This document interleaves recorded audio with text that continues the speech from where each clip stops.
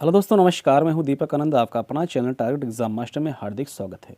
दोस्तों, आज की इस वीडियो में हम लोग बात करने वाले हैं संविधान के महत्वपूर्ण अनुच्छेद के बारे में, जो कि आपके एग्जाम के दृष्टिकोण से बहुत ही महत्वपूर्ण होने वाले हैं। यदि आप उत्तर प्रदेश की किसी भी भर्ती की तैयारी कर रहे हैं तो फिर ये सेशन आज आपके लिए बहुत ही महत्वपूर्ण होने वाला है। तो फिर चलिए शुरू करते हैं।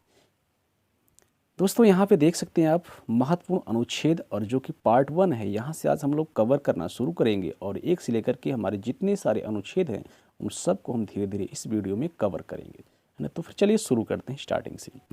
दोस्तों, यहाँ पे आप देख पा रहे हैं अनुच्छेद नंबर 1, यानी जो भारतीय संविधान है उसका अनुच्छेद नंबर 1 क्या कहता है।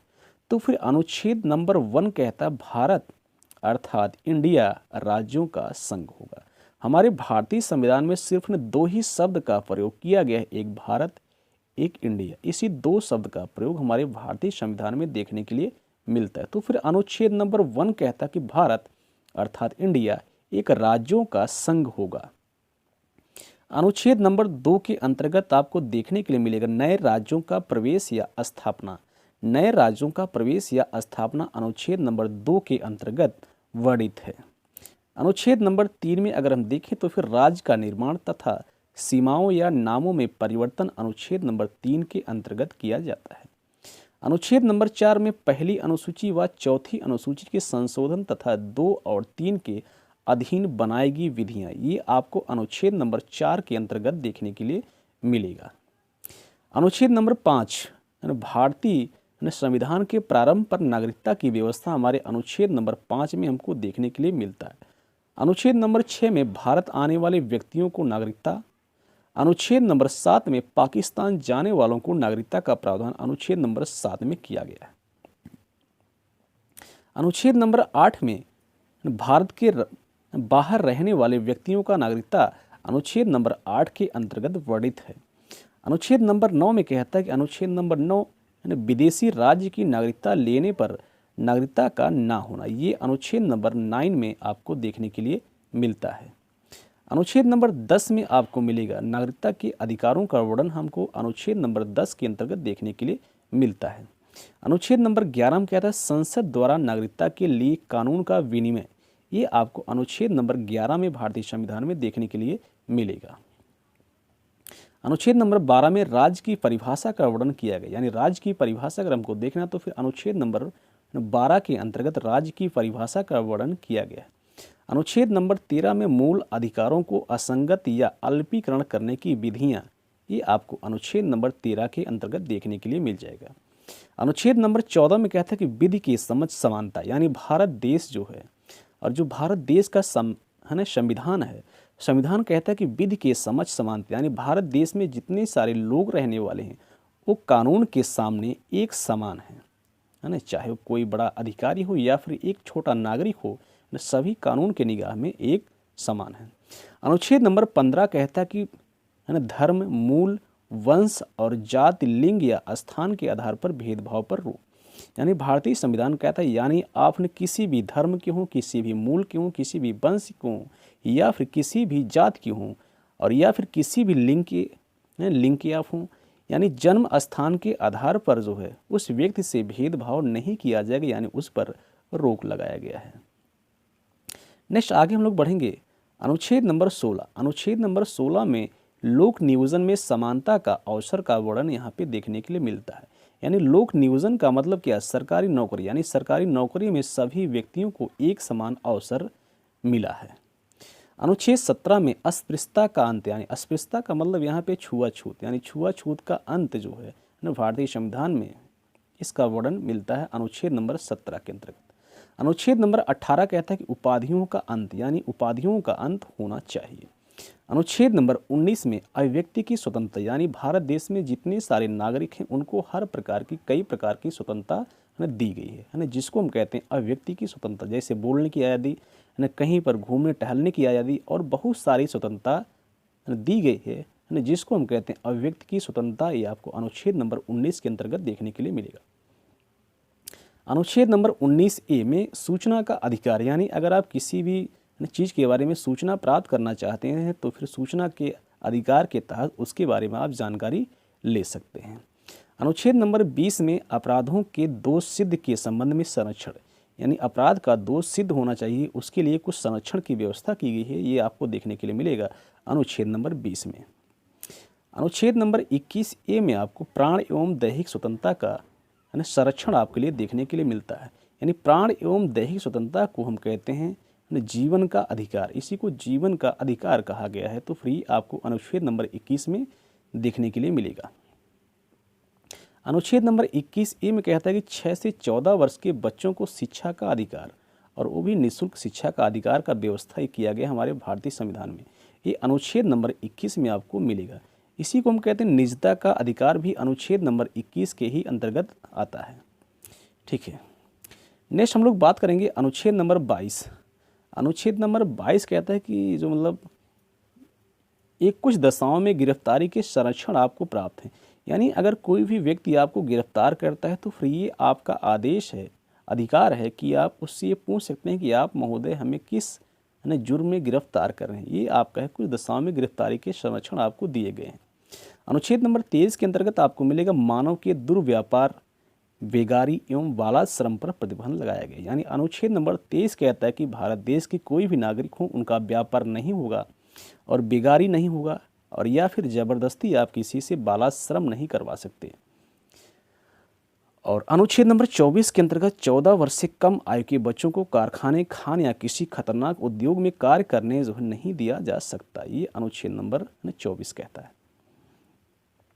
अनुच्छेद नंबर 25 के अंतर्गत आपको देखने के लिए मिलेगा धर्म का आचरण और प्रचार की स्वतंत्रता। यानी भारत देश का जो संविधान है ना, संविधान कहता है कि भारत देश का ना तो कोई जाति है ना तो कोई धर्म है। जाति धर्म है तो भारत देश के लोगों का है। इस प्रकार से आप किसी भी धर्म को मानते हैं तो उस धर्म का आचरण कर सकते हैं और उस धर्म का आप प्रचार प्रसार करने की आपको स्वतंत्रता है, पूर्ण अधिकार है।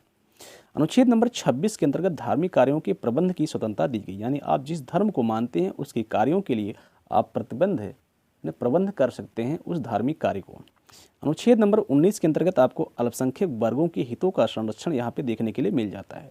तो फिर अनुच्छेद नंबर 29 के अंतर्गत अल्पसंख्यक वर्गों के हितों का संरक्षण का प्रावधान यहाँ पे अनुच्छेद नंबर 29 में दिया गया है। नेक्स्ट पॉइंट यहाँ पे देखें अनुच्छेद नंबर 30 में, तो फिर शिक्षा संस्थाओं की स्थापना और प्रशासन की अल्पसंख्यक वर्गों का अधिकार है। यानी अनुच्छेद नंबर 30 के अंतर्गत अल्पसंख्यक के लिए ही वर्णित है, वह शिक्षण संस्था की स्थापना कर सकता है और प्रशासन करने और या फिर अल्पसंख्यक वर्गों का अधिकार उसके अंतर्गत वर्णित है अनुच्छेद नंबर 30 में। अनुच्छेद नंबर 32 में आपको मिलेगा देखने के लिए कि संवैधानिक उपचारों का अधिकार, जिसे संविधान की आत्मा कहा गया है, इसका वर्णन आपको अनुच्छेद नंबर 32 के अंतर्गत मिलेगा। अनुच्छेद नंबर 39A में कहा गया कि सभी के लिए समान न्याय एवं निःशुल्क कानूनी सहायता की व्यवस्था की जाएगी। तो फिर ये आपको देखने के लिए अनुच्छेद नंबर 39A के अंतर्गत मिलेगा।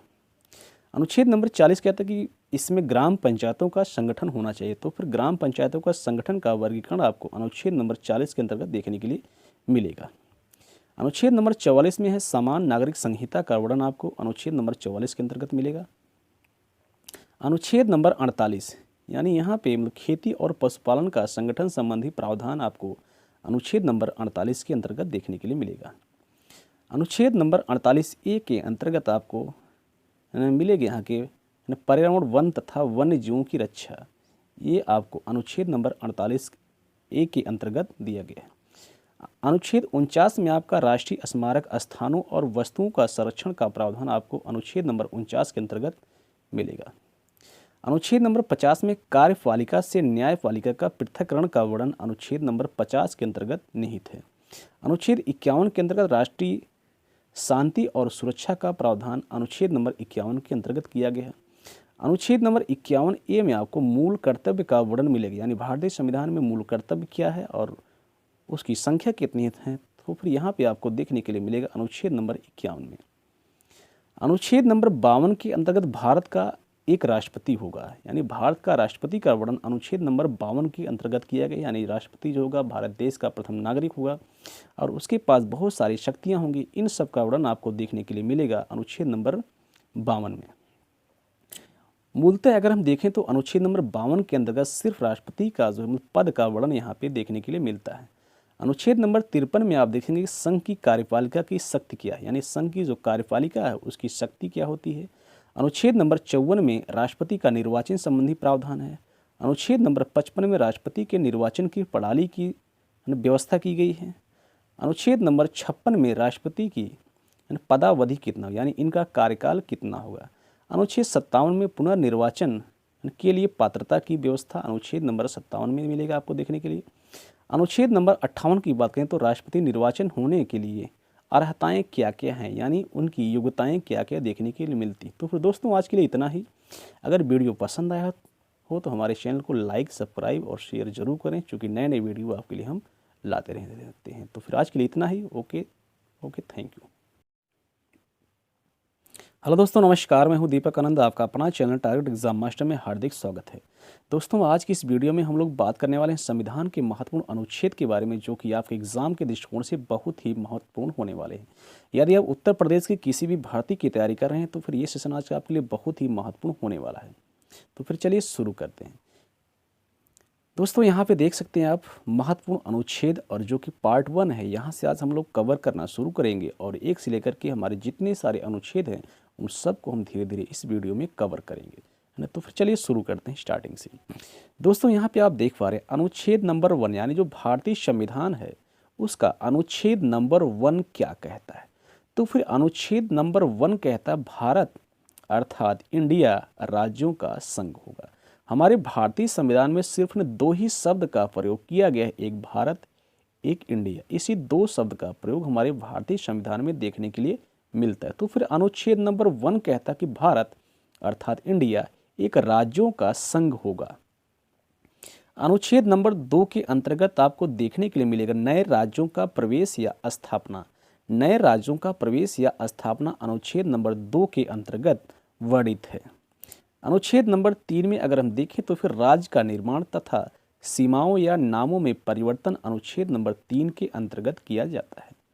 अनुच्छेद नंबर 4 में पहली अनुसूची व चौथी अनुसूची के संशोधन तथा 2 और 3 के अधीन बनाई गई विधियां, ये आपको अनुच्छेद नंबर 4 के अंतर्गत देखने के लिए मिलेगा।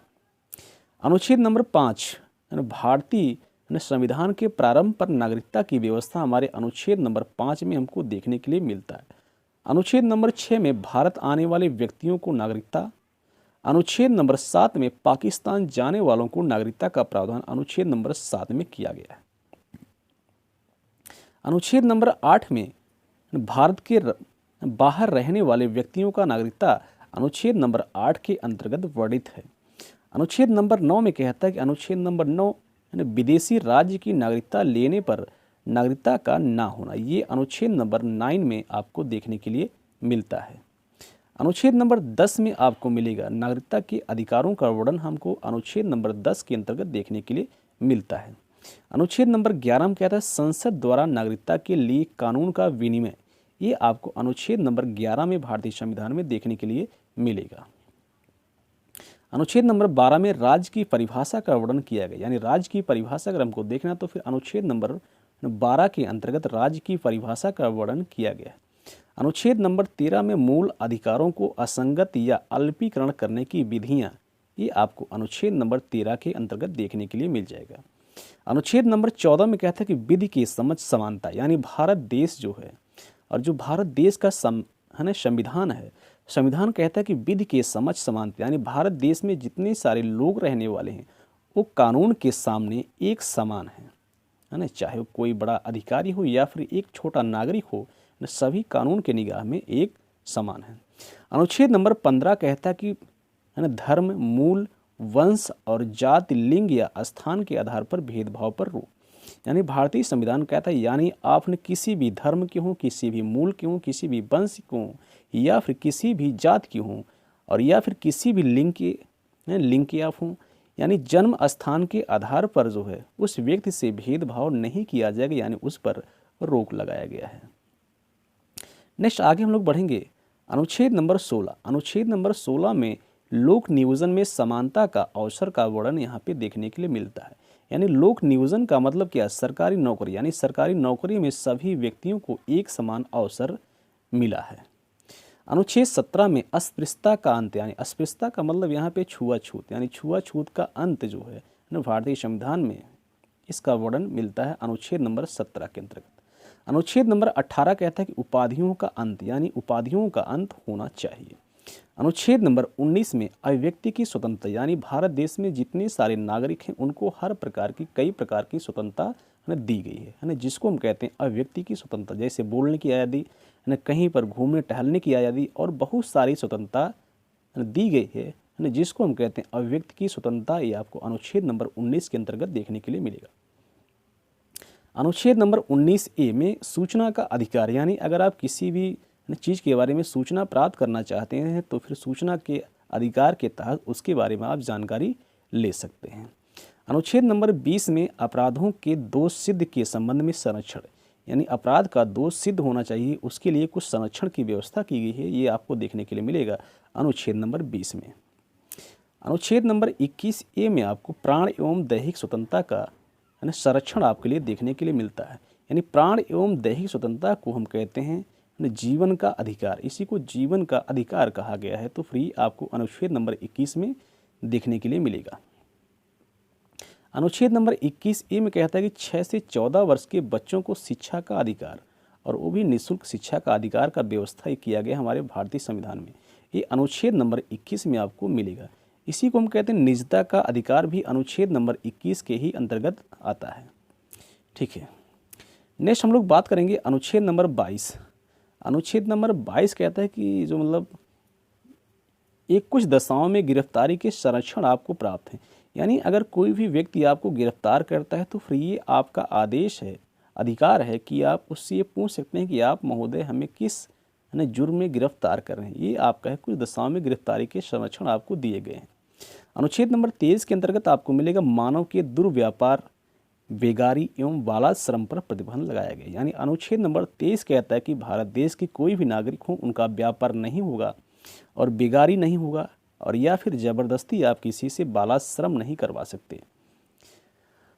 और अनुच्छेद नंबर 24 के अंतर्गत 14 वर्ष से कम आयु के बच्चों को कारखाने, खान या किसी खतरनाक उद्योग में कार्य करने जो है नहीं दिया जा सकता। ये अनुच्छेद नंबर 24 कहता है। अनुच्छेद नंबर 25 के अंतर्गत आपको देखने के लिए मिलेगा धर्म का आचरण और प्रचार की स्वतंत्रता। यानी भारत देश का जो संविधान है ना, संविधान कहता है कि भारत देश का ना तो कोई जाति है ना तो कोई धर्म है। जाति धर्म है तो भारत देश के लोगों का है। इस प्रकार से आप किसी भी धर्म को मानते हैं तो उस धर्म का आचरण कर सकते हैं और उस धर्म का आप प्रचार प्रसार करने की आपको स्वतंत्रता है, पूर्ण अधिकार है।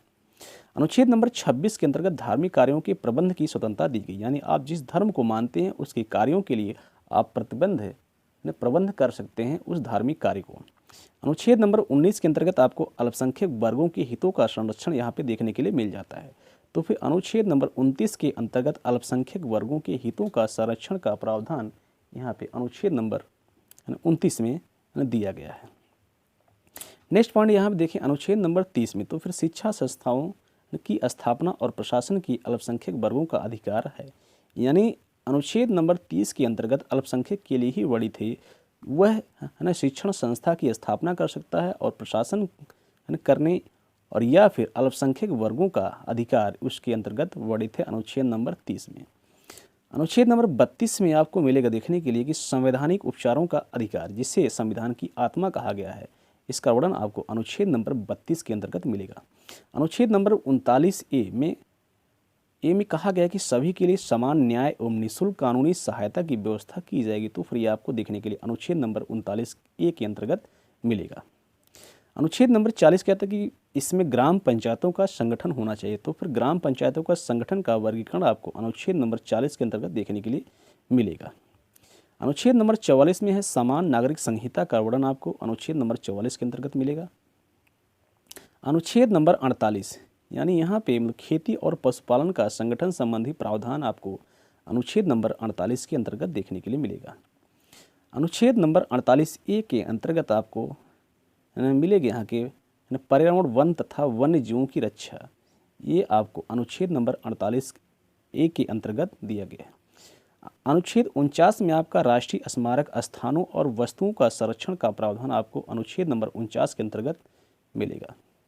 अनुच्छेद नंबर 50 में कार्यपालिका से न्यायपालिका का पृथक्करण का वर्णन अनुच्छेद नंबर 50 के अंतर्गत निहित है। अनुच्छेद 51 के अंतर्गत राष्ट्रीय शांति और सुरक्षा का प्रावधान अनुच्छेद नंबर 51 के अंतर्गत किया गया है। अनुच्छेद नंबर 51 ए में आपको मूल कर्तव्य का वर्णन मिलेगा, यानी भारतीय संविधान में मूल कर्तव्य क्या है और उसकी संख्या कितनी है, तो फिर यहाँ पे आपको देखने के लिए मिलेगा अनुच्छेद नंबर 51 में। अनुच्छेद नंबर 52 के अंतर्गत भारत का एक राष्ट्रपति होगा, यानी भारत का राष्ट्रपति का वर्णन अनुच्छेद नंबर 52 के अंतर्गत किया गया। यानी राष्ट्रपति जो होगा भारत देश का प्रथम नागरिक होगा और उसके पास बहुत सारी शक्तियां होंगी। इन सब का वर्णन आपको देखने के लिए मिलेगा अनुच्छेद नंबर 52 में। मूलतः अगर हम देखें तो अनुच्छेद नंबर 52 के अंतर्गत सिर्फ राष्ट्रपति का जो पद का वर्णन यहाँ पे देखने के लिए मिलता है। अनुच्छेद नंबर 53 में आप देखेंगे कि संघ की कार्यपालिका की शक्ति क्या है, यानी संघ की जो कार्यपालिका है उसकी शक्ति क्या होती है। अनुच्छेद नंबर 54 में राष्ट्रपति का निर्वाचन संबंधी प्रावधान है। अनुच्छेद नंबर 55 में राष्ट्रपति के निर्वाचन की प्रणाली की व्यवस्था की गई है। अनुच्छेद नंबर 56 में राष्ट्रपति की पदावधि कितना, यानी इनका कार्यकाल कितना होगा। अनुच्छेद 57 में पुनर्निर्वाचन के लिए पात्रता की व्यवस्था अनुच्छेद नंबर 57 में मिलेगा आपको देखने के लिए। अनुच्छेद नंबर 58 की बात करें तो राष्ट्रपति निर्वाचन होने के लिए अर्हताएं क्या क्या हैं, यानी उनकी योग्यताएं क्या क्या देखने के लिए मिलती। तो फिर दोस्तों आज के लिए इतना ही। अगर वीडियो पसंद आया हो तो हमारे चैनल को लाइक, सब्सक्राइब और शेयर जरूर करें, क्योंकि नए नए वीडियो आपके लिए हम लाते रहते हैं। तो फिर आज के लिए इतना ही। Okay, thank you.